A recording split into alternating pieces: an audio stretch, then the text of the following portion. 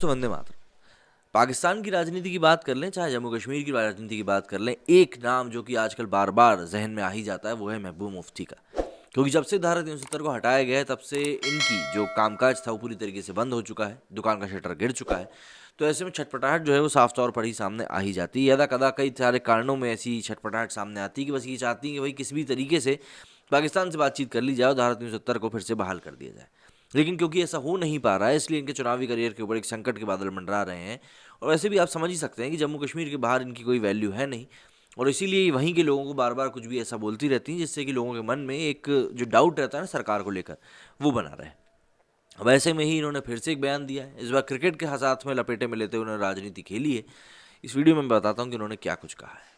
जम्मू कश्मीर के पूर्व मुख्यमंत्री और पीडीपी प्रमुख महबूबा मुफ्ती का पाकिस्तान प्रेम किसी से छुपा हुआ नहीं है। इस बार उन्होंने 2 महीने पहले भारत पाकिस्तान के बीच हुए T20 मुकाबले का जिक्र करते हुए मोदी सरकार पर हमला किया।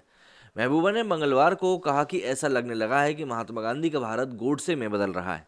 जम्मू कश्मीर के पूर्व सीएम ने कहा कि मुझे वाजपेयी जी के दौर में भारत और पाकिस्तान के बीच एक क्रिकेट मैच याद है, जहां पाकिस्तान के नागरिक भारत के लिए जयकारा लगा रहे थे, वहीं भारत के नागरिक पाकिस्तान के लिए जयकारा लगा रहे थे।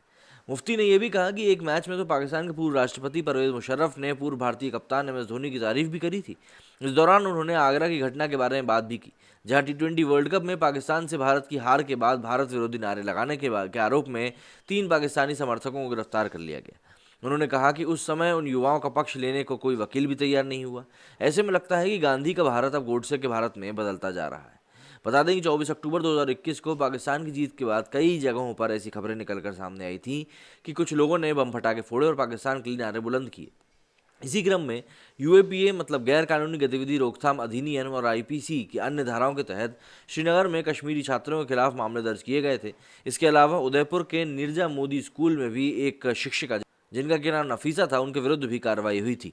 और ऐसी कई सारी कार्रवाई थी जो कि इसको निकलकर सामने आई थी। अब इसी को एक सपोर्ट सिस्टम बनाते हुए महबूबा मुफ्ती ने फिर से बीजेपी सरकार के ऊपर एक हमला बोला है और ये कहा है कि भाई ये जो चीज़ें हो रही हैं गलत हो रही हैं।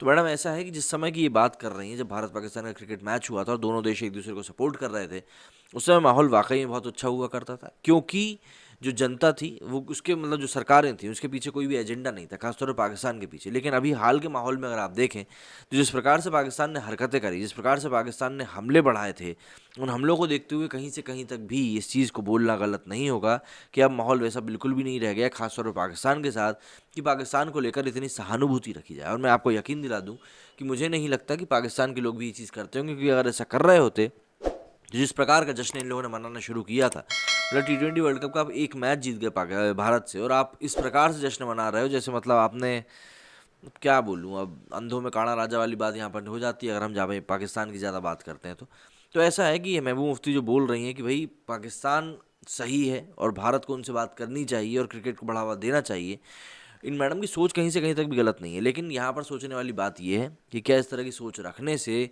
किसी का ही भला हो पाएगा? क्योंकि भला करने का अपन जिसका सोच रहे हैं वो तो शायद खुद ही बिगाड़ने के लिए बैठा हुआ है। मेरे स्टूडियो में फिलहाल इतना ही। जय हिंद, जय भारत।